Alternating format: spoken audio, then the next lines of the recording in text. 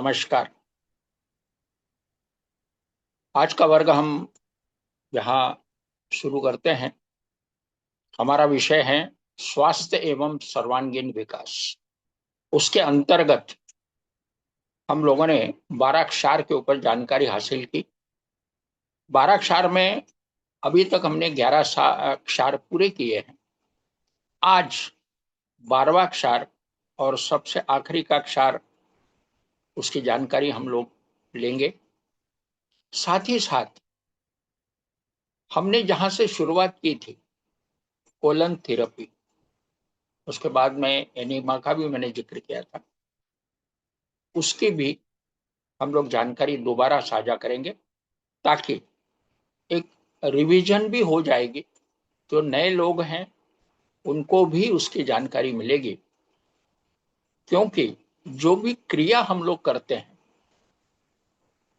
उस क्रिया के पीछे का उद्देश्य हमें जानना बहुत जरूरी हो जाता है, क्योंकि बिना उद्देश्य कोई क्रिया सफल नहीं हो सकती।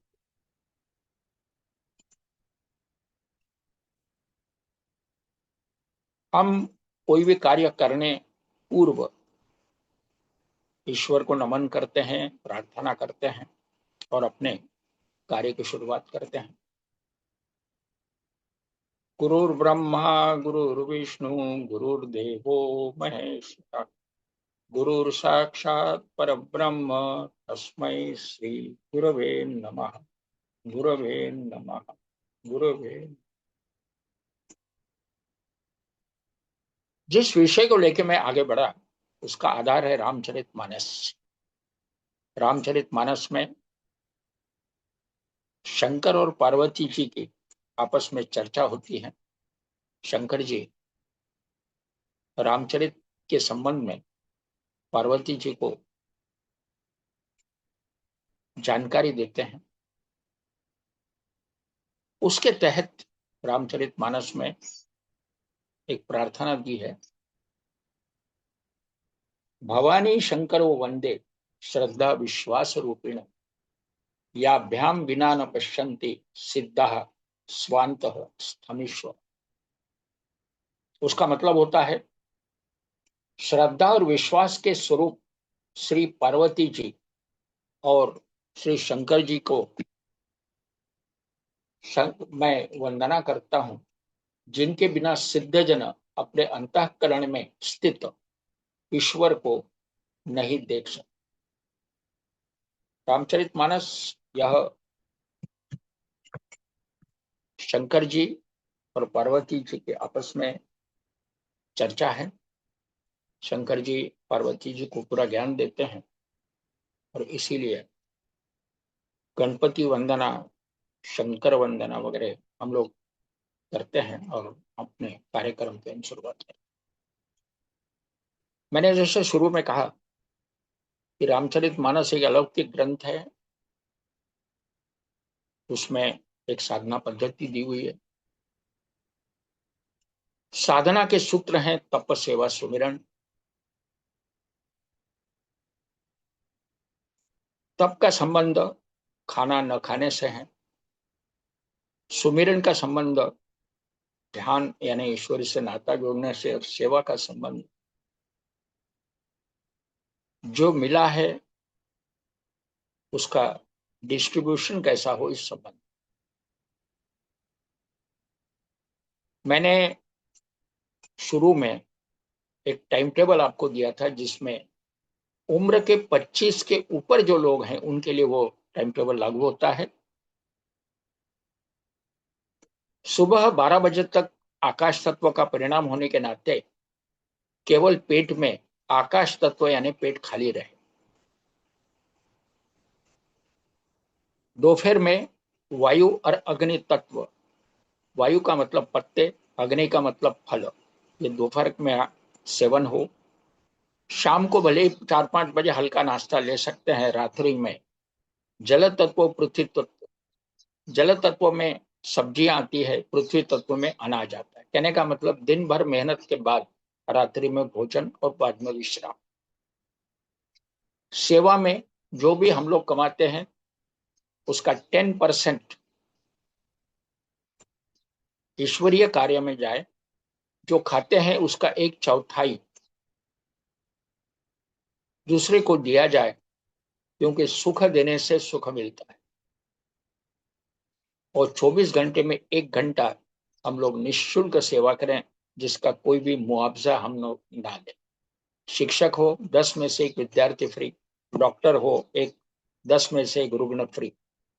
कहने का मतलब इसको अपने सुविधा के अनुसार अपनाया जा सकता है। और सुमिरन कम से कम 20-20 मिनट सुबह दोपहर शाम। दोपहर में क्योंकि वर्किंग आवर्स होते हैं, इसलिए उसमें के 10 मिनट सुबह उठते बराबर और 10 मिनट रात को सोने के पहले। ऐसी एक तप सेवा सुमिरन एक साधना पद्धति है, जिसको रामचरितमानस के जितने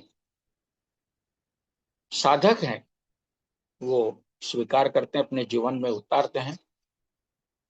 जीवन परिवर्तित होता है, यह हम लोगों का अनुभव है, क्योंकि रामचरितमानस के संपर्क में इसका अध्ययन करना जब भी मैंने शुरू किया है, करीबन 45 साल हो चुके। अब इसको हम लोग पुरानी चीज को ये रिपीट करके और हम लोग आगे बढ़ना चाहेंगे। इस विषय को शुरू करने पूर्व हमारे क्लास में हर बार हम लोग एक 10 मिनट का ध्यान दें। सबसे आखिरी में मैंने जैसे कहा, हम शुरुआत तो भगवान की प्रार्थना से करते हैं, मगर जब तक उससे नाता नहीं जोड़ेंगे हम चार्ज कैसे हो। तो इसीलिए सुमिरन यानी भगवान से नाता जोड़ने की पद्धति हम लोग अपनाते हैं। आंखों का चश्मा उतार लें, आंखें बंद कर लें। आपको कुछ करना नहीं है, न कुछ करने की सोच है। ध्यान लगने के पूर्व मन में कई विचार आएंगे, विचार आएंगे, विचार जाएंगे। जैसे हम लोग चलचित्रपट देखते हैं, सिनेमा देखते, उसमें इन्वॉल्व नहीं हो, केवल समुन्दर के किनारे बैठ के हम जैसे उसके ऊपर चलने वाली पानी की लाट लाट देखते हैं, बस उसी प्रकार से इस पिक्चर को देखना है, इन्वॉल्व नहीं होना है। धीरे धीरे विचार शांत होते जाए। भगवान का नाम ले सकते हैं, गुरु का नाम ले सकते हैं, कोई मंत्र का उच्चारण कर सकते हैं, मगर धीरे धीरे मंत्र नाम जप समाप्त होने चाहिए। नाम जप के अंतर, दो नाम जप के में जो अंतर रहेगा वो धीरे धीरे कम होकर समाप्त होना चाहिए। ध्यान लग जाएगा। शरीर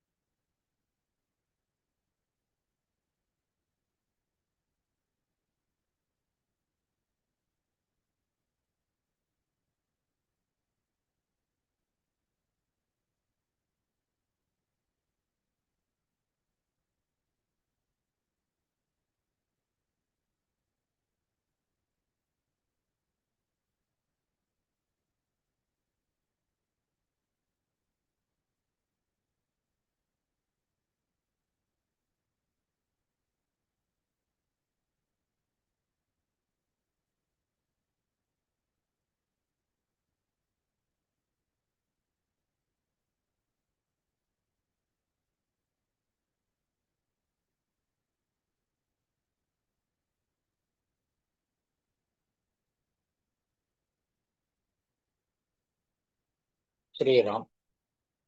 दोनों हाथ मसल के चेहरे के ऊपर से घुमाएं, धीरे धीरे आंखों को खोलें। अभी मैंने गए टाइम भी जिक्र किया था कि बाराक्षर पद्धति पे जो हम लोग प्रवचन या लेक्चर जो भी क्लास ले रहे हैं, उसके पीछे का उद्देश्य क्या है।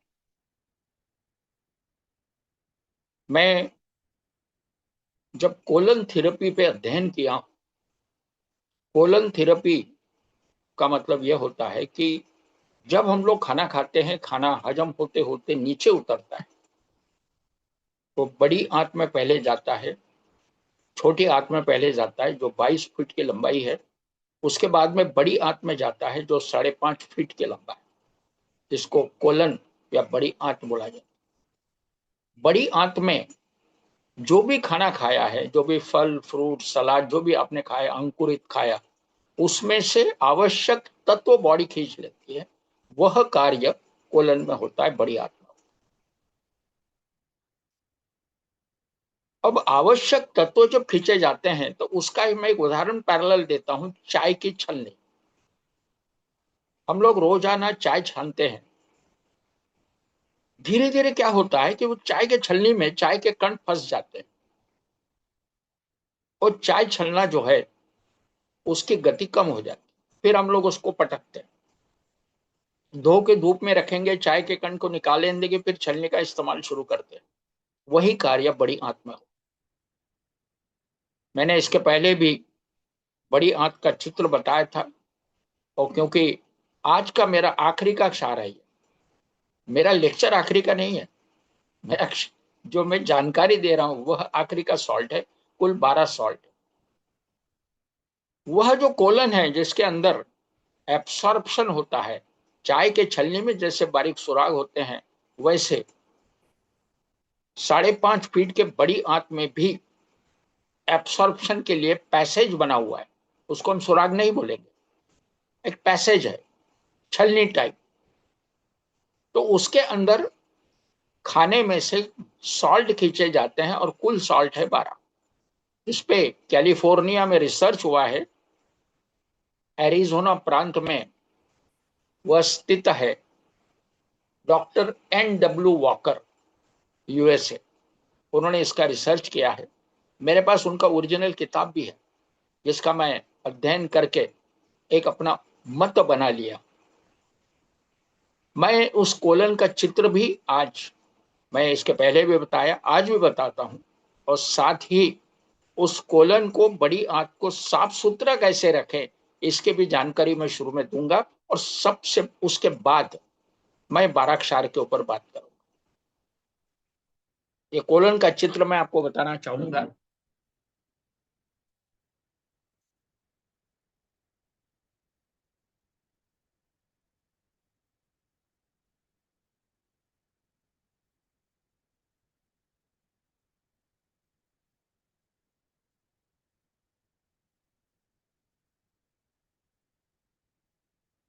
तो कोलन का चित्र मैंने आपको बताया, वो 5.5 फीट की लंबाई है, और उसके दाहिने तरफ, यानी अपने दाहिने तरफ 6 चित्र बताए गए हैं। वो चित्र कोलन के बिगड़े हुए चित्र है।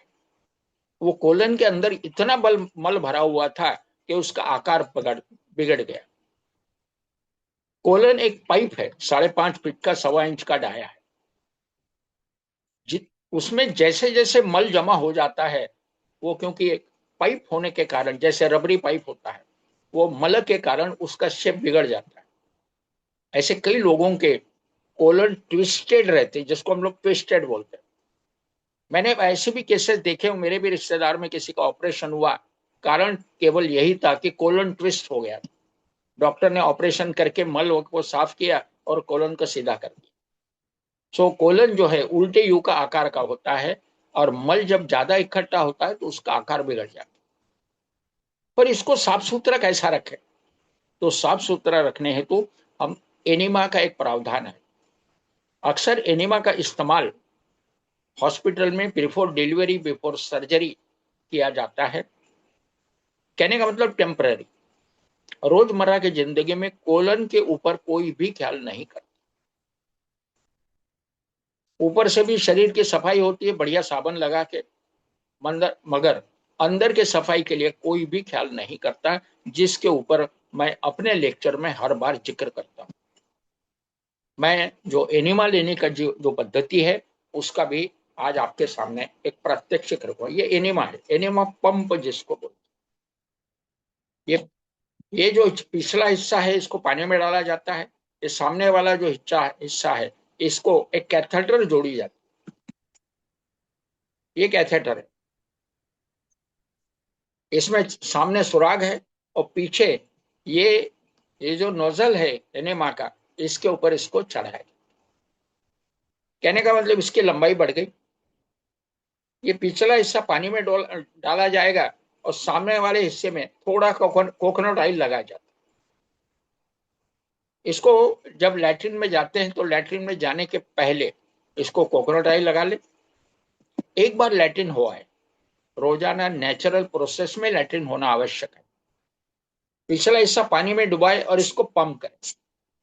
पंप करने से क्या होगा कि पानी खींचा जाएगा, पानी खींचा जाएगा और यहां से पानी बाहर आएगा। समझ लेना कि इसके अंदर की हवा निकल गई। बैठे बैठे गुदा मार्ग में इसको छोड़ दीजिए 2 या 3 इंच और पंप करिए। धीरे धीरे पानी अंदर चला जाएगा। ज्यादा से ज्यादा 5 से 7 पंप अंदर पानी जाने के बाद में वो मल के साथ में बाहर आ जाता है। जब आपको एहसास होगा कि अभी लैट्रिन हो सकती है, एनिमा को निकाल दीजिए। अपने आप पानी, गैस, मल ये निकल जाएगा। जो लोग पहली बार ले रहे हैं एनिमा, जिनको गैसेस की शिकायत है, मलावरोध की शिकायत है, कम से कम रोजाना एक बार 8 से 10 दिन का एनिमा अगर हम करते हैं तो एक स्टिमुलेशन एक्शन भी मिल जाती है सिस्टम को, कि पानी जो है ये सिस्टम को टोन अप करता है। ठंडा पानी, ठंडी के दिनों में गर्म पानी इस्तेमाल कर सकते हैं, कोई दिक्कत नहीं। तो जिससे यह होगा कि सिस्टम टोन अप होगी, कोलन के अंदर का मल बाहर निकलेगा। अगर कहीं कोलन ट्विस्टेड है तो वो अपने ओरिजिनल शेप में आ जाएगा। कोलन जैसे क्लीन होगा, आपने जो भी खाया है वो तुरंत एब्जॉर्ब होगा, बॉडी को सप्लाई होगा और बॉडी के ऑर्गन सुचारू रूप से काम करने लगे। अक्सर मैंने लास्ट टाइम जिक्र किया था, हालांकि जब हम लोग अलग अलग प्रकार के रोग लेंगे उसके ऊपर अलग अलग प्रकार की पद्धतियां कौन सी इस्तेमाल हो इसका जब जिक्र करूंगा। मगर एक परिचय के तौर पे मैं बताना चाहूंगा कि कुछ बच्चे एनीमिक होते हैं, फीका शरीर पे रंग आ जाता है, पीला पीले पड़ जाते हैं, सॉल्ट्स की डेफिशिएंसी बॉडी में रहती है, चाहे बादाम का हलवा खाए मगर बदन को नहीं लगता है। ये उनकी माताएं शिकायत लेके मेरे यहाँ कई बार आ चुकी। ऐसे लोगों को मैं सलाह देता हूं कि एनिमा रोजाना कम से कम 8 से 10 दिन, फिर चाहे जो खाओ।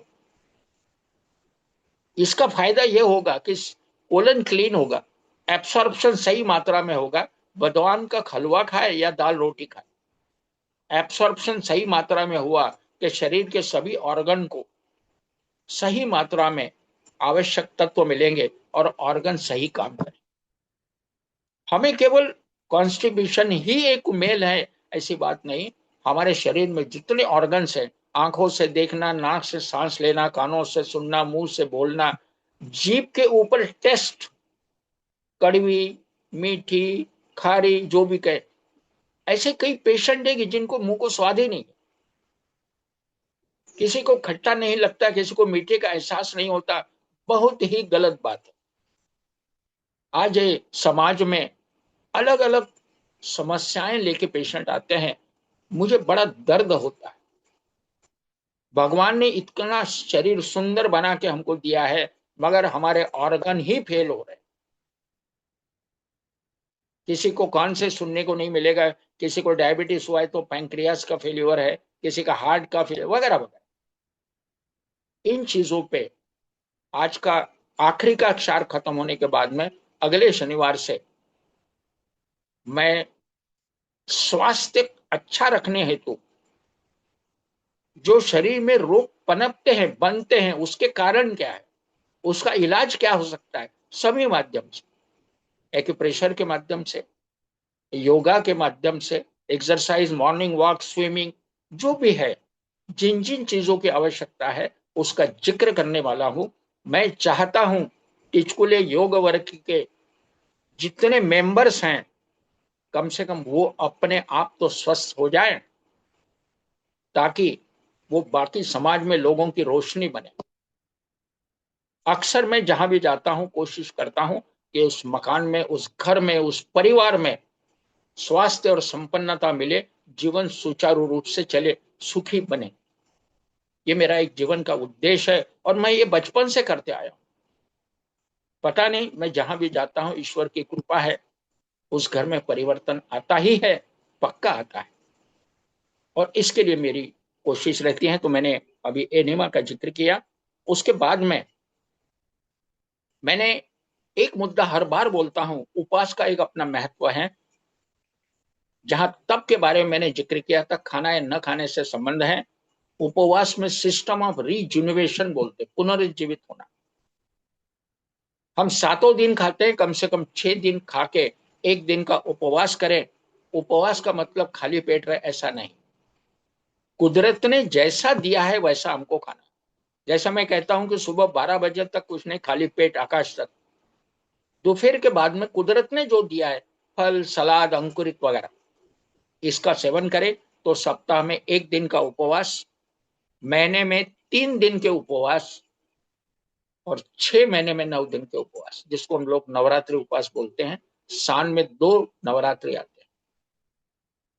तो इस प्रकार से शरीर के ऑर्गन का पुनर्जीवित होना। हम आप देखिए, कभी रेलवे में सफर करते समय आपने गौर किया नहीं होगा, क्योंकि मैं रेलवे में अधिकारी था तो मैं जानता हूं। वहां पे एक डेट लिखी हुई रहती, लास्ट सर्विसिंग। जिस कोच में हम लोग बैठे हैं वहां पे एक जगह लिखा रहता है। हालांकि जगह फिक्स है ऐसी बात नहीं तो वरना मैं आपको बता देता। वहां पे लास्ट सर्विसिंग यानी वर्कशॉप के अंदर यह बोगी किस तारीख को गई थी।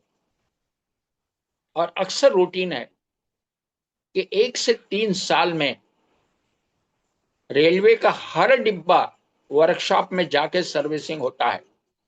कि रोजाना 100 से 150 किलोमीटर पर आवर गाड़ी दौड़ते हैं, फ्रिक्शन होता है, उसको सर्विसिंग की आवश्यकता होती है। तो वैसे ही शरीर का, पैदा हुए तब से मरे तक हमारा शरीर काम करता है, ऑर्गन काम करते हैं। इसको ना पेट्रोल लगता है, ना डीजल लगता है, कुछ नहीं लगता।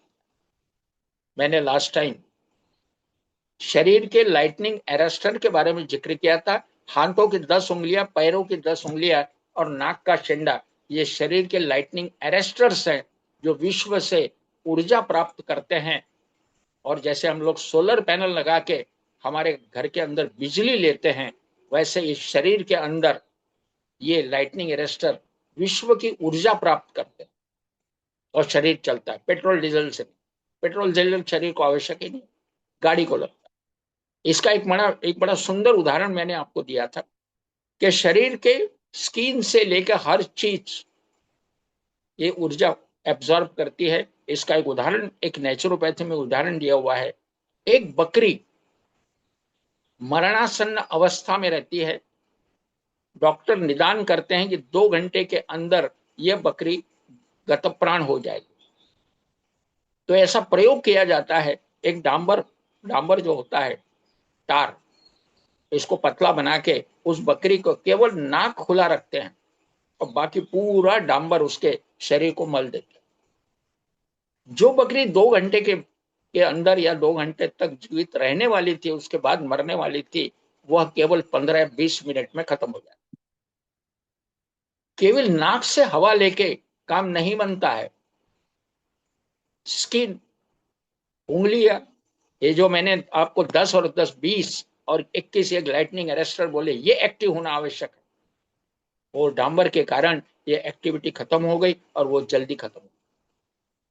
कहने का मतलब यह है कि ये चीज याद रखिए और शरीर का पुनर्जीवित होने के लिए न खाने की पद्धति को अपनाइए। और जैसी उम्र बढ़ती है खाना कम होते जाना चाहिए। हमारे महाराज जी थे, 97 में गुजरे, केवल आधी रोटी खाते थे और उसके साथ में जो भी सब्जी, सलाद या अगर चावल भी खाना है तो एक बड़ा चम्मच, खत्म। हमारे धर्म नारायण श्रीवास्तव थे, बलिया में रहा करते थे, इलाहाबाद के पास। वो उम्र के 100 में गुजरे। उम्र के 50 तक उन्होंने खाना खाया, 50 के बाद उन्होंने खाना छोड़, खाना ही नहीं खाते।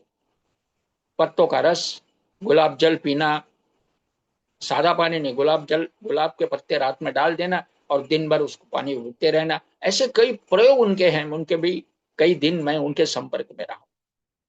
एक्सपर्ट। उम्र के 85 में डबल सीट साइकिल चलाने का उनका एक अनुभव था, हम लोगों ने उसका रिकॉर्ड करके रखा। और उम्र के 100 में गुजरे। जब वो 100 में गए थे उस समय भी मेरी टेलीफोन पे उनसे बात हुआ करती। एक्सपर्ट वे। आंखों को चश्मा नहीं, कानों से सुनना बिल्कुल सही, हाजमे में कोई गड़बड़ नहीं, शरीर का हर अंग सुचारू रूप से काम करे। कारण कोलन क्लीन, एब्सॉर्प्शन सही। और शरीर के अंदर जो भी अंदर जाता है वो हजम होने के बाद में ऑर्गन से एलिमिनेट भी होता है, बाहर भी जाता है। सो वो भी ऑर्गन एक्टिव होना जरूरी। इसके ऊपर मैं जब रोगों पे चर्चा करूंगा तो ये ऑर्गन से मल कैसे बाहर जाता है, ऑर्गन हेल्दी कैसे होते हैं, उसके बाद में शरीर के ऊपर जो भी ट्रीटमेंट हम लोग करते हैं, चाहे योगा करें, चाहे एक्यूप्रेशर करें, चाहे हम स्विमिंग, मॉर्निंग वॉक जो भी करें, उसका शरीर पे कैसा असर होता है और रोग निवृत्ति कैसी होती है, योगा से भी रोग दुरुस्त कैसे होते हैं, इसका मैं टेक्निकली आपके सामने जिक्र करूं। मैं चाहता हूं कि हमारा स्कूल योग वर्ग का पूरा परिवार स्वस्थ और संपन्न रहे। इसके साथ हम थोड़ा आगे बढ़ेंगे। रिवीजन के तौर पे एक बात बताना चाहूंगा कि अभी तक हम लोगों ने 11 क्षार देखे।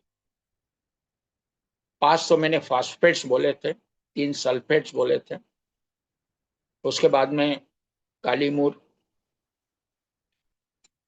उसके बाद में गए टाइम मैंने शायद कलकिरिया, सल्फ ये भी लिया था।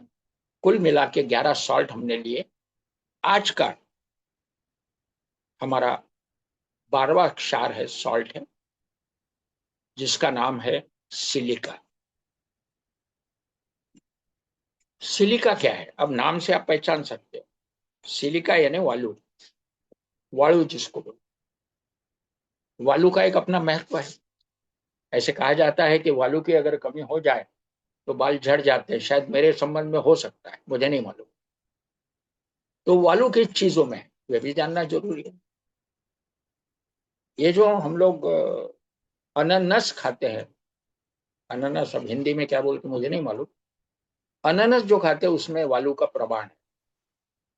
उसके बाद में मुंगना की फली, शेवगा, उसके अंदर भी वालू का अपना परिणाम है, जो मैंने, मेरे गुरु ने जो मुझे बताया।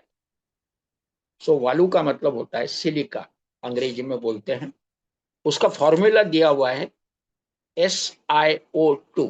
हालांकि उससे हमें कोई मतलब नहीं है। अब ये वालू क्या है? अब वालू का मतलब रेत। हालांकि आपको आश्चर्य होगा, मैं इस चीज का जिक्र करना चाहूंगा। हमारे महाराज जी ने उनकी एक कहानी अपने जीवन की, कि वालू खाने से क्या फायदे होते हैं, ये कहीं पढ़ा होगा, पता नहीं मुझे। उन्होंने यहां तक प्रयोग किया कि वालू खा के भी देखे उन्होंने, पता नहीं क्या लाभ हुआ क्या नहीं। हालांकि उस विषय को कभी योगी जी ने सामने कभी रखा नहीं, मगर उनके संबंध में मैंने जो बात सुनी कि वालू खाकर भी अपने पे प्रयोग करके उन्होंने देखे। हमको वालू नहीं खानी है, तो बात रखे, क्योंकि वालू का सॉल्ट ऑलरेडी अवेलेबल है बाहर, इसके लिए कुछ खाने का कोई संबंध नहीं है। अब इस वालू की जनरल एक्शन क्या है? सिलिका या सिलिसिया बोला जाता है, SiLiCe,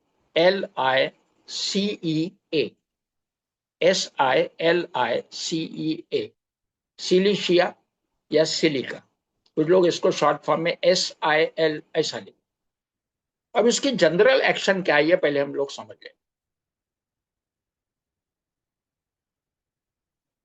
इसकी जो जनरल एक्शन है वो बोन्स यानी हड्डी, जॉइंट्स यानी बोन्स के जो जॉइंट होते, जोड़ होते, उसके बाद ग्लैंड्स।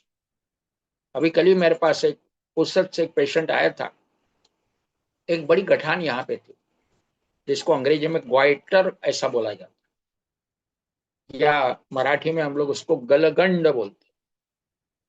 तो जैसे मैंने गलगंड बोला तो उसने तुरंत हानमी भरी, बोले हाँ साहब ये बहुत ही छोटी गठान थी मगर अभी बड़ी हो रही है। मैंने कहा इसको मराठी में हम लोग गलगंड बोलते हैं, हमारे बाराक्षार पद्धति में गलगंड का भी इलाज है। उन्होंने सब टेस्ट करा ली, कैंसर वगैरह कुछ भी नहीं है, ऐसे डॉक्टर का कहना है, सिंपल गठान है। तो मैंने कहा फिर इसको ऑपरेट कर जाते। नहीं, बोले डॉक्टर बोले कोई जरूरत नहीं ऑपरेशन की। मैं समझ गया कि ऑपरेशन की जरूरत तो है मगर ऑपरेशन करना रिस्की है। हो सकता है काटने में इनके बोलने की क्षमता ही खत्म हो जाए। और इसीलिए हर एक्सपर्ट यही कहता है, हाँ ये सिंपल है, ऑपरेशन की जरूरत। एनीवे, उसके बाद में स्किन, चमड़ी, चमड़ी के ऊपर भी इसका असर है। उसके बाद म्यूकस सरफेस, म्यूकस का सरफेस का मतलब जैसे जीभ है, गला है, अंदर जो जो रेडिश जो चीजें होती है उसको म्यूकस मेम्ब्रेन ऐसे बोला जाता है। नीचे जैसे आंव की शिकायत होती है तो आंव भी म्यूकस मेम्ब्रेन पे ही जमा हो जाती है। तो ये इन चीजों पे इसका असर है। अब इसका, इसके रेमेडी यानी इसका इलाज किस चीज के ऊपर हो, यह दिया हुआ पस फॉर्मेशन। ये इस चीज को खास याद रखें कि जहां भी पस बन रहा है, फोड़ा है, सेप्टिक हो गया, या पस नहीं बन रहा है, दोनों अवस्था। पस बन गया है तो सिलिका लेने से उसको मैच्योर्ड स्टेज में ले जाएगा। कहने का मतलब जितना बनना है शीघ्र गति से बना के, पका के, कहने का मतलब उसको फोड़ देगा, पस निकल जाएगा और जख्म बैठ जाएगा। कभी कभी इसका ये भी होता है कि भाई काफी दिनों तक पस निकलना चालू है, ऐसे कई पेशेंट मैंने देखे, पस निकलना चालू, इसका मतलब उसकी मैच्योर्ड अवस्था आई नहीं है। तो सिलिका देके उसको मैच्योर्ड, कहने का मतलब पूरा जितना बनना है बना के निकाल देने की भी इसमें क्षमता है। उसके बाद में पस के कारण इन्फ्लेमेशन, कहने का मतलब रेडिश, लालसर वो जगह हो जाना और बाद में पस बनना। तो इससे जैसे पस निकल जाए तो रेडिशनेस भी कम हो जाता है, जख्म भी बैठ जाते हैं। तो सिलिका का अक्सर इलाज लोग इसके लिए करते हैं, ये मैंने देखा है। साथ ही कभी कभी क्या होता है कि पस बनने की प्रक्रिया रुकती ही नहीं। इवन कई बार हम लोगों ने प्रयोग किए हैं कि भाई सिलिका दिया, मैच्योर्ड अवस्था हुई, पस निकल, पूरा पोड़ा पक के निकल गया, मगर फिर भी पस निकलना, कहने का मतलब अंदर से जो सिक्रेशन आता है वो बाहर निकलना शुरू हो जाता। तो उसको कैसा रोके, तो इस सॉल्ट हमने पढ़ा था, कल्केरिया सल्फ करके। हालांकि उस सॉल्ट के बारे में जब हम लोगों ने चर्चा की तो मैंने उसका जिक्र किया था कि पस बनने की प्रक्रिया को रोकने का काम कल्केरिया सल्फ कर। तो सिलिका के बाद में कल्केरिया सल्फ लेके भी हम लोग पस के बनने की प्रक्रिया को धीरे धीरे कम करके जख्म को पूर्णतः स्वस्थ कर सकते। तो सिलिका के बाद कल्केरिया सल्फ भी हम लोग इस्तेमाल करें। कहने का मतलब सिलिका पकाएगा, फोड़ेगा, और कल्केरिया सल्फ जो है इसको धीरे धीरे सुखाएंगे। ये भी इस प्रकार से भी इसका कार्य है। कभी कभी ये होता है जैसा मैंने अभी जिक्र किया कि थोड़ा बैठ ही नहीं रहा है सिलिका देने के बावजूद भी, तो उस कंडीशन में भी कल्केरिया सल्फ का इलाज फायदेमंद हो। उसके बाद में एक इसका खास एक लक्षण आपको याद रखना। कई लोगों को पैरों में गीलापन आता है जिसको स्वेटिंग बोलते हैं, पसीना आना, माथे पे पसीना आता है, चेहरे पे पसीना आता है, किसी को गले में, किसी को मान के ऊपर, किसी को छाती पीठ, अलग अलग जगहों पे पसीना आता है। और पैरों में भी कुछ लोग तो ऐसे हैं कि चप्पल स्लिप हो जाएगी इतना पसीना आता है। कुछ लोग जैसे सॉक्स पहनते हैं, जूते पहनते हैं, तो जूता उतारने के बाद जब वो सॉक्स निकालते हैं तो सॉक्स गीले महसूस होते हैं, पैर गीले रहते हैं, और वो गीलेपन के कारण कई बार सॉक्स में बदबू भी आती है। इसका मतलब शरीर के अंदर टॉक्सिन्स भरे हैं जो स्वेटिंग के माध्यम से बाहर आ रहे हैं, और इसलिए वो बदबू। और इसके लिए मैंने अभी थोड़ी देर पहले एनिमा का भी जिक्र किया था। एनिमा के माध्यम से टॉक्सिन को बाहर निकलने में आसानी होती। तो जिनके पैरों में गीलापन रहता है, वो सिलिका जो सॉल्ट है उसके कम पावर में, कहने का मतलब 6x में कुछ दिन उसका सेवन करने से स्वेटिंग आना पैरों में वो धीरे धीरे कम होकर खत्म हो जाए। उसके बाद में मेंटल के ऊपर हम लोग हर ऑर्गन के ऊपर गए टाइम भी हर सॉल्ट का परिणाम ऑर्गन पे क्या होता है इसके बारे में मैंने हम जिक्र किया था। वैसे ही इस सॉल्ट में भी है। हालांकि सिलिका का कुछ ज्यादा आपको गौण असर है मेंटल कंडीशंस पे। इस पे कुछ ज्यादा आपको सोचने की, उसमें केवल इतना ही खास दिया हुआ है, और सेंसिटिव कुछ लोग काफी सेंसिटिव हो, तो ओवर सेंसिटिव जो पेशेंट है उसके ऊपर, हालांकि इसका उसके लिए इस्तेमाल करना कोई आवश्यक नहीं है। हम लोगों ने कालीफास मेंटल कंडीशंस के ऊपर कालीफास का जिक्र किया था। सो कालीफास इज मोर इफेक्ट। तो सिलिका एक केवल याद रखने के लिए इसका गौण असर है। उसके बाद में हेड एंड स्काल्प। अब इसमें भी खास बड़े इंपॉर्टेंट पॉइंट्स है जो हमको याद रखने चाहिए। समय के अनुसार हम इसको इस्तेमाल भी कर सकते। हेड एंड स्काल्प में वर्टिगो। अब वर्टिगो हर व्यक्ति जानता है। कहने का मतलब जैसे ऊंचाई पे चढ़ते हैं नीचे देखते हैं तो चक्कर आते हैं, गिरने की संभावना लगती है। सर्वाइकल स्पॉन्डिलाइटिस में भी ये लक्षण है। चलते चलते शरीर कहीं गिर जाएगा ऐसा डर लगता है, मेंटली गिर जाएंगे ऐसा डर लगता है, पूरा मकान घूम रहा है ऐसा एहसास हो। इसमें एक सिलिका में एक खास लक्षण दिया है वर्टिगो, मगर वर्टिगो कैसा? To fall forward. जो व्यक्ति चलते चलते दाएं बाएं नहीं सामने गिरने की संभावना लगती है उस व्यक्ति को, ऐसे व्यक्ति के लिए सिलिका बढ़िया लाजवाब। एक याद रखिए, होम्योपैथिक या बाराक्षार पद्धति बहुत ही लाजवाब साइंस, वर्ल्ड में नंबर 1 पे मैं इसको रखना चाहूंगा। इसमें हर लक्षण पे इसका असर। कोई व्यक्ति कहे मेरे मुंह का स्वाद गया है, तो केवल स्वाद लाने के लिए, हाजमा इंप्रूव करने के लिए दवाइयां दी जाएगी, मगर स्वाद वापस नहीं आता। टेम्पररी भली महसूस, मगर इस फील्ड में हर ऑर्गन की नेचुरल अवस्था प्राप्त करने हेतु पूरा प्रावधान। नेचुरल अवस्था हर ऑर्गन प्राप्त हो सकती है, बशर्ते आप अच्छा अध्ययन करें और आपको एक्सपर्ट गुरु मिले, तभी ये संभव। अब मेरा तकदीर कि मुझे मास्टर लोग मिले हर फील्ड में। योगी जी मिले मास्टर नेचुरोपैथी, होम्योपैथिक में मेरे गुरु मिले एकदम मास्टर, कोई चैलेंज नहीं। हालांकि उस मास्टर ने इस चेले को इस कदर इस प्लेटफॉर्म तक लाके रखा है कि सबसे आखिरी में वो एक दिन कह देते हैं, जो चीज मैंने अपने बीवी को नहीं सिखाई, जो डॉक्टर भी है, वो मैं तुझे सिखा रहा, क्योंकि मैं जानता हूं कि इसका सही इस्तेमाल तू कर सकता है। शस्त्र उसी को दिए जाते हैं जो शस्त्र प्रसंगावधान देख के ही इस्तेमाल करे। ऐसा नहीं कि हाथ में शस्त्र आया जो दिखे उस पर तान दिया, नहीं, सही इस्तेमाल। तो कहने का मतलब यह है कि जो व्यक्ति चलते चलते सामने गिरने की अवस्था आती है, या एक व्यवस्था और दी है उन्होंने, बाएं तरफ लेफ्ट साइड में गिरने की संभावना है, ऐसे अवस्था में सिलिका वर्टिगो को सुधारने हेतु काफी लाजवाब सिद्ध हो। तो इतना एक आपको याद रखना है। उसके बाद हेडेक, माथे का दर्द।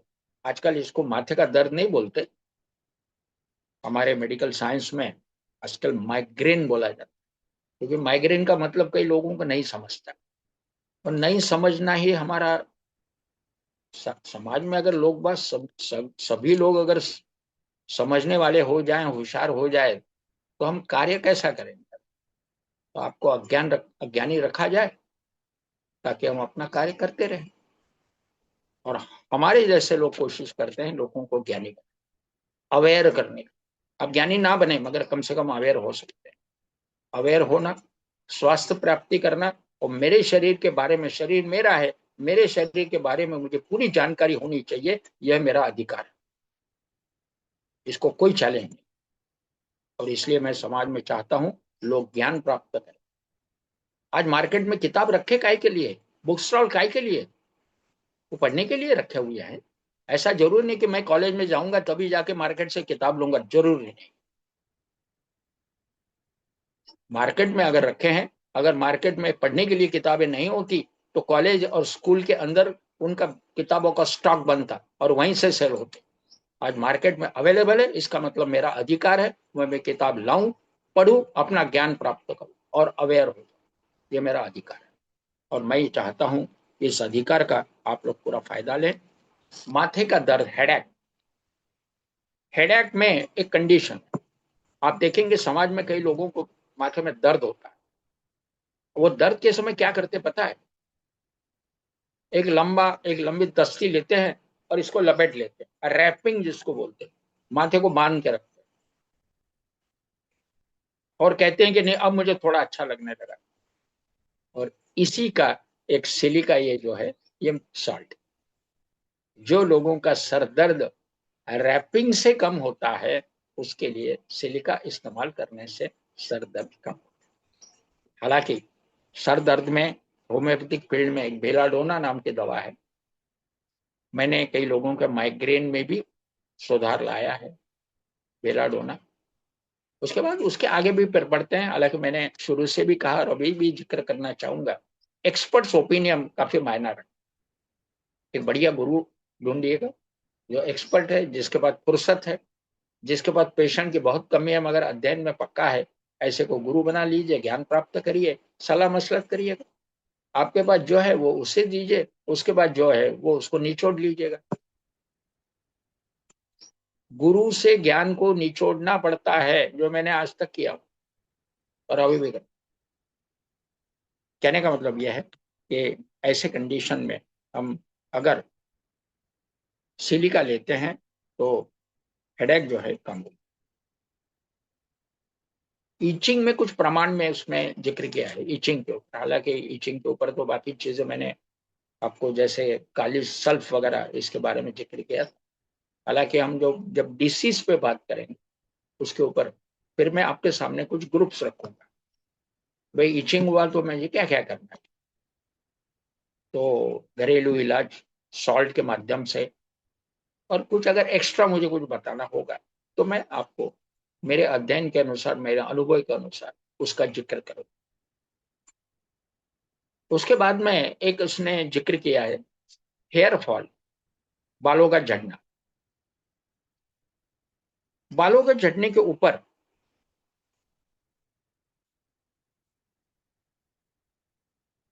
सिलिका का असर है। जैसे मैंने एक किताब में भी पढ़ा था और मेरे गुरु ने भी कहा था कि हेयर के रूट में सिलिका की अगर कमी हो जाए तो बाल कमजोर हो जाए। कहने का मतलब बालों का ये खाद है, ऐसा मान के चलो। और इसीलिए अनानास और मुंगना के फली या मुंगना के फली, जो पेड़ के पत्ते का रस, ये अगर हम सेवन करते रहें तो सिलिका द्रव्य बॉडी को प्राप्त हो सकता। तो हेयर फॉल के ऊपर भी इसका असर है।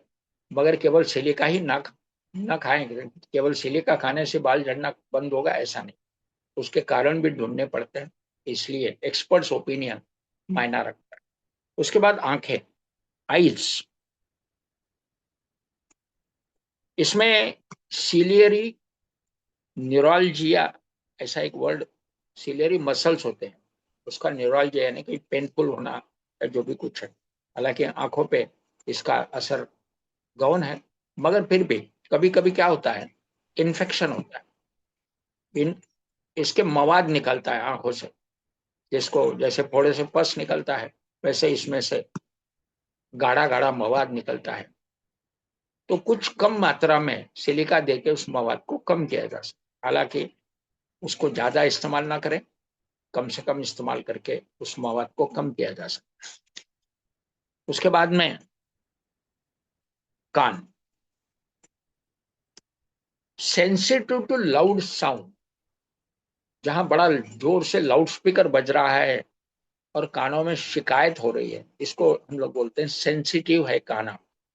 तो इसके ऊपर भी सेंसिटिविटी कम करने के लिए, या कानों में आवाज आता है रोरिंग, जैसे शेर का आवाज, लॉयन का आवाज, रोरिंग जिसको अंग्रेजी में बोला जाता है, ऐसे आवाज में सिलिका काम करती है। Inflammation of the middle ear, कान के अंदर बीच में कहीं लाली अंगार होना, या कभी कभी अगर हमने कान साफ किया तो कभी कभी खून निकल जाना, तो ऐसे कंडीशन में मिडिल पॉइंट यानी बीच में, तो उसके ऊपर भी सिलिका जो है काम करता है। क्रॉनिक सुपुरेशन, सुपुरेशन का मतलब सेप्टिक कंडीशन, पकना। क्रॉनिक कहने का मतलब पकने की क्रिया चालू ही है, रुकने का नाम ही नहीं ले रहा। तो सिलिका देके हम उसको मैच्योर्ड अवस्था में ला सकते हैं, ताकि पूर्णतः पक के अंदर के जितना भी मवाद है वो एक बार एक साथ निकल जाए, ताकि वो जख्म बैठ जाए। और सिलिका में हमने ये देखा है कि इंटरनल कभी कभी सेप्टिक कंडीशंस होते, इंटरनल, जिसको कई बार डॉक्टर जो है ऑपरेशन भी करते। हालांकि आपने व्यक्तिगत प्रयोग नहीं करना है, किसी एक्सपर्ट्स का ओपिनियन लेके सिलिका के माध्यम से उसको भी निकाला जा सकता है, और बाद में कलकिर या सल्फ से उसको सुखाया जा सकता है। तो ये भी एक सिस्टम है। अब उसके बाद नाक के संबंध में इसमें लिखा हुआ है स्नीजिंग, नाक बंद हो जाता है और सांस लेने में तकलीफ होती है, इसमें भी इसका असर है। ऑफेंसिव डिस्चार्ज, यानी मतलब शरीर के अंदर से जो भी गंदगी निकल रही है उसमें दुर्गंध आना, जैसे मैंने कहा पसीने में से दुर्गंध आ रही, तो वैसे सेप्टिक कंडीशन से भी दुर्गंध आती है, उसके ऊपर सिलिका अच्छा असर देता है। लॉस ऑफ स्मेल, कुछ लोगों को ऐसा सुगंध नहीं आती, अच्छी भी नहीं बुरी भी नहीं, बुरी ना आए तो अच्छी बात है, और अच्छी तो आना चाहिए। भाई घर में किचन में बढ़िया पदार्थ बना हुआ है, या कभी कभी होता है कि जैसे रवा भूंजा जा रहा है, तो घर वाली पूछेगी कि भाई ये भून क्या सुगंध आया आपको? अगर मुझे सुगंध ही ना आए तो मैं हेल्प तो कर ही नहीं सकता, गाइड तो कर ही नहीं सकता। कहने का मतलब हर ऑर्गन का अपना महत्व। ईश्वर जो है, पता नहीं ईश्वर के संबंध में मैं क्या कहूं, एक बेस्ट आर्किटेक्ट, हर ऑर्गन को बड़े इंटेलिजेंट वे में उसने शरीर के अंदर रखा हुआ। हर ऑर्गन का अपना महत्व। पता नहीं हमारे समाज में भी ऐसे कई विद्वान लोग हैं, अरे भगवान ये बेफजूल बनाए, काट डालो, टॉन्सिल्स काट डालो, जरूरत नहीं, प्रोस्टेट काट डालो, कोई जरूरत नहीं। पता नहीं ब्रह्मदेव को कैसे ये मालूम नहीं, वो क्यों नहीं सर्जरी करके भेजता ऊपर से। कहने का मतलब यह है कि हर ऑर्गन का अपना महत्व है। स्मेल, हर चीज का आना चाहिए, कान से सही सुनना चाहिए, आंखों से सही देखना चाहिए, जीभ का सही स्वाद आना चाहिए, तभी तो जीवन का आनंद। वरना क्या करोगे, एक एक ऑर्गन को गंवाने का मतलब ये होता है कि हम हमारा एग्जिस्टेंस खो रहे हैं, हमारा अस्तित्व खो रहे हैं। और अस्तित्व खोने का मतलब यह है इतिहास जमा होना, ये जिंदगी नहीं है। जिंदगी जीना है तो पूरे ऑर्गन को साथ में लेके चलो। उसके बाद में फेस, चेहरे के ऊपर इसका असर है, इसका गौन है असर है। उसके बाद माउथ, माउथ के ऊपर जैसे मैंने बोला कि जीभ के स्वाद के संबंध में मैंने बात की। कभी कभी होता है कि मुंह में फोड़े आते हैं और पीलापन आता है उसमें, तो वहां पर भी कई बार सेप्टिक कंडीशन डेवलप होती है। हालांकि इसके लिए मैं अक्सर सुझाव देता हूँ। कल ही जलगांव से मुझे एक महिला का फोन आया था, तो जिन्हें कहा था कि मुंह में जो फोड़े हुए या क्रैक्स आए हैं ओठों पे, और बहुत ही तकलीफ हो रही। हालांकि मैंने उस सॉल्ट का, मेडिसिन का जिक्र किया, मगर साथ ही साथ कोकोनट ऑयल में हल्दी डाल के वहां घिस के लगा दो, इसका भी मैंने जिक्र किया, जिससे मुंह के फोड़े बहुत ही जल्दी बैठ जाए। मैंने गए टाइम एक जिक्र किया था, एक जवान लड़का जिसके मुंह के फोड़े बैठते नहीं थे, तो डॉक्टर ने प्लास्टिक सर्जरी का सुझाव दिया, मगर मेरे आने के बाद में हल्दी और कोकोनाइट के मसलने के कारण विद इन 1 वीक वो फोड़ा बैठ गया, प्लास्टिक सर्जरी की जरूरत। मेरा ये मानना है, शरीर की हर समस्या का समाधान इसी निसर्ग में है। बिल्डिंग रीते, एटी, लोहा इससे बनती है। शरीर पंचमहाभूतों से बनता है। अगर बिल्डिंग में डैमेज आ जाए तो सीमेंट लगाते हैं, शरीर में अगर डैमेज आ जाते हैं तो पंचमहाभूतों से ही उसको सुधारा जा सकता। बिल्डिंग सुधारने के लिए दूसरा मटेरियल नहीं लगता है, जो मटेरियल से बनी है वही उसका मेडिसिन है। शरीर पंचमहाभूतों से बना हुआ है और वही उसका मेडिसिन भी है, याद रखिए। इसलिए स्वस्थ रहना बड़ा आसान है, अस्वस्थ होना बड़ा डिफिकल्ट है। अब डिफिकल्ट क्यों है, उसके लिए हम जिम्मेदार हैं। स्वस्थ तो भगवान ने बनाकर ही भेजा है, हम उसको खराब कर, गलत खान पान तरीका, गलत सोच, गलत अलग अलग पद्धतियों का इस्तेमाल, इसके ऊपर मैं मेरे स्पेशल लेक्चर में मैं इसका पूरा जिक्र करूँ। मेरी आशा है कि हमारा स्कूल परिवार पूर्ण स्वस्थ बने और समाज में कई लोगों की वे रोशनी भी बने, ताकि पूरा समाज स्वस्थ, संपन्न और सुखी हो जाए। उसके बाद टंग के बारे में मैंने जिक्र किया है, स्वाद के संबंध में। दांत, हाँ, दांत में कभी कभी क्या होता है कि पायोरिया नाम का एक डिसीज। पायोरिया का मतलब होता है एक गम्स जो है, गम्स में सेप्टिक होना, उसको पायोरिया कहते हैं। पहले जमाने में मुझे याद आता है कि हमारे पिताजी को भी पायोरिया हुआ था, जब मेरी उम्र केवल 5 साल के थे। हालांकि ईश्वर की दया है, मेरे उम्र के 4 या 5 साल से हर छोटी छोटी घटना मुझे आज भी याद है। पता नहीं ईश्वर की कृपा है, जिस समय मैं 4 या 5 साल का हूंगा, उस समय की हर घटना मुझे आज भी याद।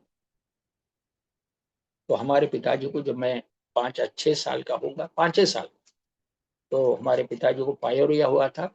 उन दिनों डेंटिस्ट लोग चाइनीज हुआ कर, तो खामगांव में हमारे पिताजी थे, तो वो चाइनीज डेंटिस्ट ने उनके पूरे के पूरे 32 दांत निकाले। तो पूरी जिंदगी उन्होंने आर्टिफिशियल दांतों से निकाली।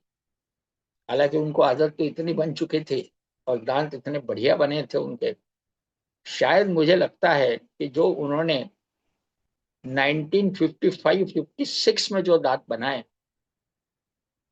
वो मरे तक वही दांत कायम, कोई दांत टूटा नहीं, और उनको दांत बदलने का कभी काम पड़ा नहीं। मैंने कभी नहीं देखा कि वो डेंटिस्ट के पास गए और नए दांत बनवाए कर। पता नहीं, चाइनीज लोग बहुत ही एक्सपर्ट थे उन दिनों, मटेरियल बहुत ही अच्छा इस्तेमाल करते थे। मुझे अभी भी याद आता है कि जब कॉलेज लाइफ में मेरे दांत में कहीं कीड़ा लगा, तो डेंटिस्ट लोगों ने उसको कीड़ा भी निकाल के वहां चांदी भरी, और वो चांदी मेरी शायद रिटायरमेंट तक या उसके बाद तक, कई दिनों तक वो चांदी वैसे के वैसे रही। आज तो चांदी भरो और अगले सप्ताह चांदी निकल गई करके फिर दोबारा जाओ। अब इसमें मटेरियल में दोष है या चांदी भरने वाले में दोष है, मुझे नहीं। मगर पहले जमाने में परफेक्ट काम हुआ करता था, लॉन्ग लास्टिंग, जिंदगी भर के लिए वो बना रहे। खैर, अभी गम्स के अंदर का सेप्टिक हो जाता है, तो सिलिका का इस्तेमाल करके हम उस सेप्टिक कंडीशन को कम कर सकते। हो सकता है कि उस सेप्टिक कंडीशन को हम निकाल भी सकते। अगर पस निकल जाए तो गम सिकुड़ जाएंगे, दांतों को मजबूती देंगे और हमारे दांत पूर्ववत काम करना शुरू। कुछ लोगों के दांत सेंसिटिव होते हैं। सेंसिटिव का मतलब गर्म ठंडा पानी का एहसास होता है, खाने में तकलीफ होती है, फिर टीवी पे पेस्ट देखते हैं और पेस्ट का हम लोग इस्तेमाल करते हैं। उसके जगह पे बड़ी सिंपल बात मैं बताना चाहूँ, घर में एक पाउडर बना लो। जैसे पहले जमाने में मंजन होता था, बिटको, उसके अंदर नमक हुआ करता था, कोयले की पाउडर हुआ करता, बस खत्म। और थोड़ा कपूर, ये तीन चीजों का से वो मंजन बनता है। और घर घर में बिटको चलता। अब वो इतिहास जमा हो, तो घर में आप एक पाउडर बना सकते। फिटकरी, सेंधा नमक, हल्दी, इन तीन चीजों की सम प्रमाण पे मिलाकर एक डिब्बे में बना के रख लो और रोजाना उससे दातुन करो। हालांकि दातुन साफ करने के जगह पे गम्स का मसलना आवश्यक है। एक्चुअली दातुन ये मसल का होना है। कड़ूनिंग पे लकड़ी भी बहुत अच्छी, वो एंटीसेप्टिक है।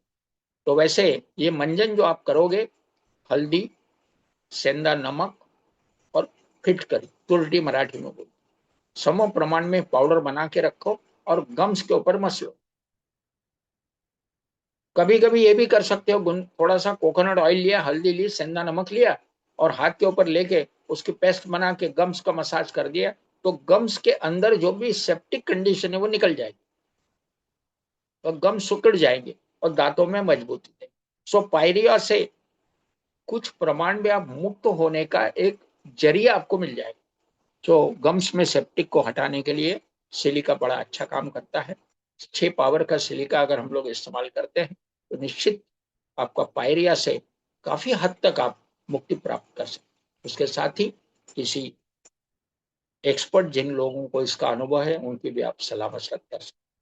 उसके बाद थ्रोट, थायराइड जो ग्रंथि होती है, इसका एनलार्जमेंट। आजकल थायराइड की शिकायत महिलाओं में और पुरुषों में काफी आई। महिलाओं में प्रमाण बहुत ज्यादा है, पुरुषों में भी है ऐसी बात। फिर थायराइड बढ़ने के कारण कुछ लोग मोटे बनते हैं, कुछ लोग दुबले बनते हैं, किसी का पेट आगे आता है, अलग अलग अवस्थाएं। और फिर थायराइड की टेस्ट होती है, मालूम पड़ता है कि भाई थायराइड बढ़ा हुआ है। तो इसमें इन्होंने दिया हुआ है, हालांकि थायराइड के ऊपर बाकी और भी मेडिसिन है, मगर सिलिका जो है इसमें उसका जिक्र उन्होंने किया है। Enlargement of thyroid gland. कई बार टॉन्सिल सेप्टिक होते हैं बच्चों में, तो टॉन्सिल्स में भी अगर सेप्टिक होते हैं तो सिलिका से तो सेप्टिक कंडीशन कम होके और टॉन्सिल भी सुकड़ सकते। हालांकि टॉन्सिल्स के ऊपर हमारे जो पहले के शुरू में जो सॉल्ट हमने जिक्र किया था, कलकेरिया फ्लोर, फेरम फॉस, काली मूर, कलकेरिया, क्योंकि उसमें इन्फ्लेमेशन है, रेडिशनेस। तो इसका इस्तेमाल करके पहले थायराइड को सुकड़ ले। या हो सकता है जैसे किसी को थायराइड या टॉन्सिल्स में सेप्टिक कंडीशन हो तो सिलिका, कलकेरिया सल्ट, ये सॉल्ट का हम लोग इस्तेमाल कर सकते हैं। उसके बाद में गैस्ट्रिक सिम्टम्स, हालांकि इसमें कोई ज्यादा सोचने की जरूरत नहीं, कुछ वॉमिटिंग वगैरह के बारे में जिक्र किया, मगर ये वॉमिटिंग की दवा नहीं है, इसके लिए सोचने की आवश्यकता। एब्डोमेन एंड स्टमक,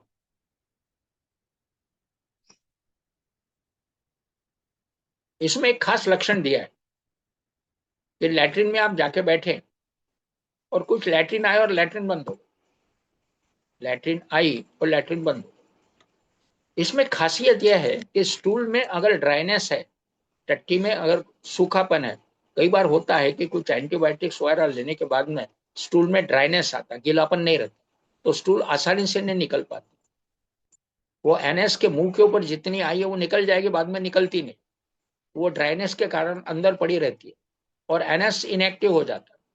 तो ऐसे समय, जैसे मैंने नेट्रमूर का भी जिक्र किया, तो सिलिका का इस्तेमाल करके स्टूल को, एनएस को थोड़ा स्टिमुलेट किया जा सकता है ताकि आसानी से स्टूल पास हो। यूरिनरी ऑर्गन,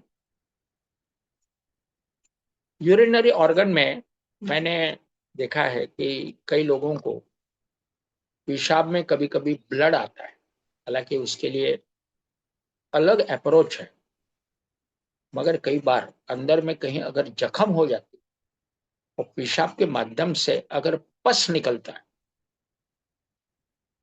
तो सिलिका निश्चित काम करे। सिलिका प्लस कल्केरिया सल्फ, दो सॉल्ट का अगर हम इस्तेमाल करते हैं तो पेशाब के माध्यम से आने वाला पस धीरे धीरे कम होता है, क्योंकि पेशाब में पस सेल्स होते हैं। कई लोगों को पेशाब में बहुत बदबू आती है। कई बार आप देखेंगे कि कोई व्यक्ति पेशाब करके जब बाहर आता है तो बाथरूम में चाहे उसने पानी डाला हो मगर वो दुर्गंध नहीं जाती। कुछ लोगों के पेशाब में जैसे घोड़ा होता है, घोड़े के पेशाब अगर हो जाए तो आप पास में खड़ा नहीं रह सकते। हमें हमारे होम्योपैथिक में जिक्र है, घोड़े के पेशाब की दुर्गंधी फलाना फलाना दवा इस्तेमाल करें। तो कहने का मतलब ये जो बड़ा लाजवाब साइंस, कठिन जरूर है भाई। कुएं में तैरना, नदी में तैरना और सबसे आखिर में समुद्र में तैरना, फर्क तो रहेगा ना। समुद्र में तैरोगे तो थोड़ी सावधानी तो बरतनी पड़ेगी, अध्ययन करना पड़ेगा, रोजमर्रा की जिंदगी में प्रैक्टिस करनी पड़ेगी। किनारे में पहले नहाना पड़ेगा, बाद में बीच समुद्र में जाओगे। बस वही होम्योपैथिक में शुरू में कठिन जाएगा तो 12 अक्षर का अध्ययन कर लो, किताबें लाओ, पढ़ो, प्रैक्टिकल करो, अपने घर पे प्रयोग करो, घर के मेंबर को दिया जा सकता है। अब जब बाहर का व्यक्ति आके और कहे कि मेरे शरीर को भी सुधार के रखो तो उसको धन्यवाद दो, भाई तुमने तुम्हारी बॉडी मुझे रिपेयर करने के लिए दी है, मैं आभारी हूं आपका, मैं प्रयोग कर सकता हूं। कहने का मतलब यह है कि आने वाला पेशेंट धन्यवाद का पात्र है। हम हमारा ज्ञान का इस्तेमाल करके उसको सुधारने में कोशिश कर सकते हैं। वह बाद में धन्यवाद हमको देगा, मगर प्रथम हमको उसे उसको निचोड़ना नहीं। उसके आगे हम लोग जाते हैं रेस्पिरेटरी सिस्टम। कई बार क्या होता है कि जैसे कफ बनता है, कई लोगों को कफ में भी दुर्गंध आती है। कई बार मैंने पाया है कफ भी, कफ में पीलापन रहता, गाढ़ापन रहता, दुर्गंध आती। हालांकि ये क्रॉनिक स्टेज है, ये निमोनिया, अस्थमा या कुछ टीबी पेशेंट में भी ये कंडीशन पाई जाती। तो ये जो पीलापन है, गाढ़ापन है, ये एक प्रकार की सेप्टिक कंडीशन। और ये पीलेपन के ऊपर सिलिका बहुत अच्छा काम। मैंने कहा आपको केवल इतना ही याद रखना है कि गाढ़ापन, पीलापन और कुछ प्रमाण में दुर्गंध, अगर ये अवस्था बॉडी में कहीं भी इंजुरी में आती है तो सिलिका को भूलना नहीं है। और सिलिका अपना काम कर रहा है, मगर काम करना बंद ही नहीं कर रहा है, बस बह ही रहा है। तो कल्केरिया सल्फ आपको है उसको रोकने के लिए। तो इस प्रकार से अवेयर रहते हुए हमको इसका इस्तेमाल करना। उसके बाद में नर्वस सिस्टम पे है, तो नर्वस सिस्टम में उसका गौन असर है, इसलिए ज्यादा सोचने की जरूरत नहीं है। फेब्राइल सिम्टम्स, फेब्राइल सिम्टम में भी कहने का मतलब बुखार आना, ठंड लगना, चिलीनेस जिसको हम लोग बोलते हैं, स्वेटिंग, हाँ, उसमें बुखार में पसीना बहुत अगर आता है तो निश्चित सिलिका का इस्तेमाल कर सकते हैं। बुखार में हम लोग फेरमफॉस, कालीमूर, कल्केरिया पहले शुरू में हम लोग सीख लिए। तो सिलिका बहुत ही स्वेटिंग ज्यादा आ रहा है, रुकने का नाम नहीं ले रहा है, तो उस समय सिलिका का हम सोच सकते। उसके बाद चमड़ी के ऊपर, चमड़ी के हलक हलक के ऊपर, चमड़ी के ऊपर कई लोगों को जैसे गठाने टाइप आ जाती है, कोई फोड़े आ जाते हैं, जैसे गर्मी के मौसम में घमौरियां जिसको हम लोग बोलते हैं। हालांकि घमौरिया के ऊपर इसको इस्तेमाल नहीं करना है, मगर घमौरिया बढ़ के अगर बड़ी हो जाए, फोड़ा टाइप बन जाए, उसमें से कुछ सेप्टिक कंडीशन यानी मवाद निकले, तो फिर कोई हर्जा नहीं है। और पसीना बहुत आ रहा है तो सिलिका इस्तेमाल करके मवाद को कम किया जा सकता है। उसके बाद में मोडेलिटीज, इसमें मोडेलिटीज में खास काम शरीर के अंदर जो भी लक्षण है तकलीफदायी, वो बंद कमरे में तकलीफदायी नहीं रहते। कहने का मतलब राहत मिलती है, जिसको एमोलेरिएशन बोलते हैं। और बांध के रखने से हेडेक कम हो जाता है। कहने का मतलब हेडेक के ऊपर ही नहीं, पूरे कवर्ड करने के बाद हमको अच्छा लगता है। सो ये इस समय सिलिका को याद करना है, जिससे सिलिका इसके में आपको अच्छा रिजल्ट देगा। अभी इसमें दो सॉल्ट ऐसे हैं, आपको याद रखना है। दो सॉल्ट ऐसे हैं, इसकी एक्शन बहुत लंबी है। पहला सॉल्ट हमने देखा कल्केरिया फॉस, जिसके अंदर कैल्शियम, उसकी एक्शन 60 डेज है, 2 महीने तक। कहने का मतलब एक खुराक ले लो, 2 महीने तक एक्शन करता रहे। मगर उसको हम लोग रिपीट इसलिए भी करते हैं क्योंकि उसकी आवश्यकता है। जो चीज की आवश्यकता है उसको वहां रिपीटेशन आवश्यक हो जाता है, क्योंकि लक्षण वही है। लक्षण वही है का मतलब यही है कि आवश्यकता है, और आवश्यकता है इसलिए कल्केरिया फॉस में कैल्शियम है। बॉडी में कैल्शियम कम भी होता रहता है, बच्चे बढ़ते भी रहते हैं, इसलिए आवश्यकता भी रहती है। इसलिए हम लोग रिक्वायरमेंट होने के नाते कल्केरिया फॉस को रिपीट करते हैं, भले एक्शन उसके 60 डेज। वैसे ही सिलिका, इसकी भी एक्शन 40 to 60 डेज है। 40 to 60 डेज कल्केरिया फॉस को रिपीट किया जाता है, आवश्यकता है। सिलिका को रिपीट ज्यादा करने की जरूरत नहीं। सिलिका को आवश्यकता के अनुसार, एक उदाहरण के तौर पे, फोड़ा पक गया, पस निकल गया, अभी फोड़ा बैठ रहा है, सिलिका बंद कर दो। फोड़ा पकने का नाम ही नहीं ले रहा है, दर्द बहुत बना हुआ है, उसको पकाने की आवश्यकता है, सिलिका दे दो। भले रिपीट करो आप, कोई दिक्कत नहीं। रिपीट करने के बाद में पकेगा, फूटेगा, दर्द खत्म हो जाएगा। रिपीट करिए, कोई दिक्कत नहीं। मगर फूटने के बाद में बहना बंद ही नहीं हो रहा है, कैलकेरिया सल्फ इस्तेमाल करो, बहना रुक जाएगा। क्योंकि अंदर से मवाद बाहर आ रहा है, उसको रोकने से थोड़ा जैसे के वैसे सूजन बढ़ सकती। शरीर से जो निकल रहा है वो गंदगी है, उसको निकलना ही है। वो पूर्णतः निकली कि नहीं, ये हमको इंटेलिजेंटली ऑब्जर्व करना। तो इसलिए सिलिका पकाने के लिए, इन्फ्लेमेशन दूर करने के लिए, मवाद को पूर्णतः निकाल देने के लिए सिलिका। और मवाद रुक ही नहीं रहा है निकलना, तो कलकरिया सब। बस ये दो चीजें आपको याद रखनी है। मैंने आज, और इसमें पावर के संबंध में बात करूं तो 6 पावर या 12 पावर का इस पे अच्छा असर दिया है। जब भी हम घर में इस्तेमाल करें, 6 या 12 पावर का इस्तेमाल करें। और कोई एक्सपर्ट्स के ओपिनियन लेके, अगर मान के चलिए कि कुछ क्रॉनिक चीज है, सेप्टिक, जिसको पका के हमको निकाल देना है, तो कभी कभी हमको हायर पावर पे जाना पड़ता है, जैसे 1000 पावर, 200 पावर में। कुछ दिन उसको रिपीट भी करना पड़ता है। मगर किसी की सलाह लीजिए, उसके बाद उसको अप्लाई करिएगा। और मैं हर बार जिक्र करता हूं, मैं एक प्रैक्टिशनर हूं, अध्ययन आज भी करता हूं, विद्यार्थी अवस्था मेरी आज भी कायम है, अनुभव करता हूं, और तत्पश्चात आपके सामने रख, आपको अध्ययन भी करना है, प्रयोग भी करना है, अनुभव भी प्राप्त करना है। मगर यह करते समय कोई गुरु अगर हमें मिले जो समय के अनुसार हमारा सहारा बने, उसको भी हमें सर्च।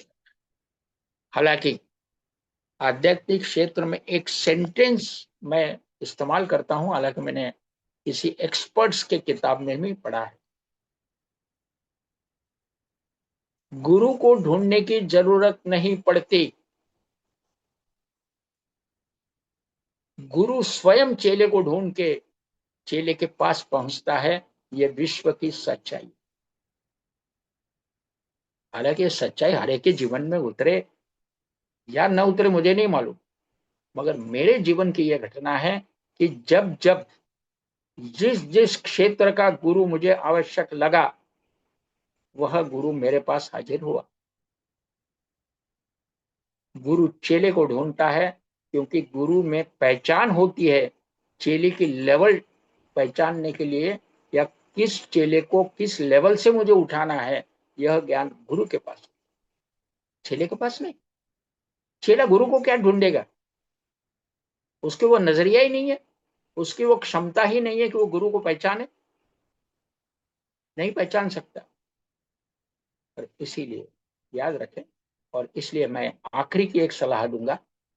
हालांकि मैंने गुरु को ढूंढिए, गुरु को पकड़िए, गुरु से ज्ञान प्राप्त करिए, बात जरूर किया, क्योंकि व्यवहारिकता है। मगर सबसे आखिरी में एक ही सेंटेंस में इस्तेमाल करूंगा, आपको जो भी चाहिए ईश्वर से मांगिए। आप जो भी गुरु की तलाश में लगे हो, जिस फील्ड के गुरु की तलाश में लगे हो, ईश्वर की प्रार्थना करिए, ध्यान में बैठिए, ईश्वर से प्रार्थना करिए कि ईश्वर, मुझे 12 अक्षर सिखाने वाला गुरु की आवश्यकता है, उसकी व्यवस्था कर दे। आपकी आवाज वहां पहुंच जाएगी। रिफ्लेक्सोलॉजी में एक किताब में एक शुरू में जिक्र किया, ये ब्रेन बताया है, लेफ्ट साइड और राइट साइड, 5 खड़ी लकीरें ब्रेन से लेकर तलवे तक लकीरें राइट साइड से आती है, और ब्रेन से लेफ्ट साइड से 5 लकीरें नीचे आती। पैर की 5 उंगलियां, हाथों की 5 उंगलियां, ये सबसे कनेक्शन, सबका कनेक्शन ब्रेन को मिला हुआ। और विश्व की एक सच्चाई है, जैसे मानव के अंदर कनेक्शन जुड़े हुए हैं ब्रेन से, वैसे विश्व के जितने भी ब्रेन्स हैं, उन सब ब्रेन का कनेक्शन ईश्वर के ब्रेन को जुड़ा हुआ है। जो मांगोगे ईश्वर से मांगिएगा, संदेशा पहुंच जाएगा। और इतना ही नहीं, आपको अगर कोई मार्गदर्शन की आवश्यकता है, तो वहां से मार्गदर्शन भी उसी माध्यम से नीचे आएगा, क्योंकि all brains are interconnected and connected to God. और यही हम लोग जो टेलीपैथी की यहीं से शुरुआत है, कि मैंने याद किया और व्यक्ति हाजिर हो गया। मैं एक आखिरी में सबसे एक सुंदर उदाहरण दे दूंगा और अपने विवेचन को समाप्त करूं। एक व्यक्ति को पैसे की आवश्यकता थी, अर्जेंसी हो। उसने अपने मित्र को फोन किया। अब सुबह सुबह फोन आया तो मित्र ने पूछा, क्या बात है यार, बड़े इतने सुबह सुबह फोन किया?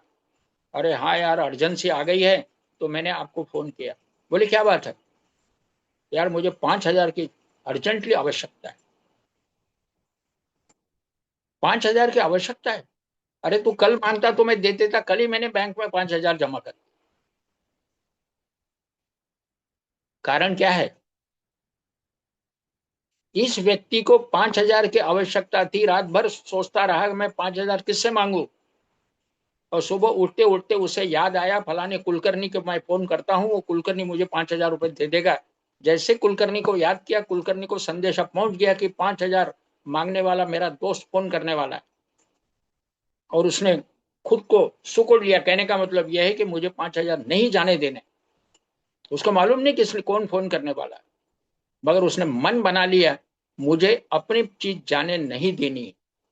और जैसे कुलकर्णी को फोन आया, कुलकर्णी बोलता है, यार तूने, मैं कल मांगता तुम्हें देते। इसके विपरीत वही व्यक्ति कुलकर्णी को याद नहीं करता, वही व्यक्ति ईश्वर को याद करता। प्रभु, 5,000 की आवश्यकता है, कहीं से जुगाड़ जमा दे। मन से होता क्या है, वही कुलकर्णी सुबह सुबह दोस्त के यहाँ आता है। दोस्त देखता है, अरे कुलकर्णी इतने सुबह सुबह तुम आए कैसे हो? अरे ऐसे ही तेरी याद आ गई, मैं आ गया। तो कुलकर्णी पूछते हैं, आज तेरा चेहरा क्यों गिरा हुआ है? आज इतना नर्वस क्यों, क्या बात है, कुछ परेशानी है क्या? हाँ यार, परेशानी तो है। क्या परेशानी? अरे पता, यार मुझे 5,000 की अर्जेंट आवश्यकता है। बस इतनी सी बात। वो जेब में हाथ डालता है, 5,000 रुपये उसके हाथ में रख देता है। क्योंकि यह आदेश ईश्वर का था।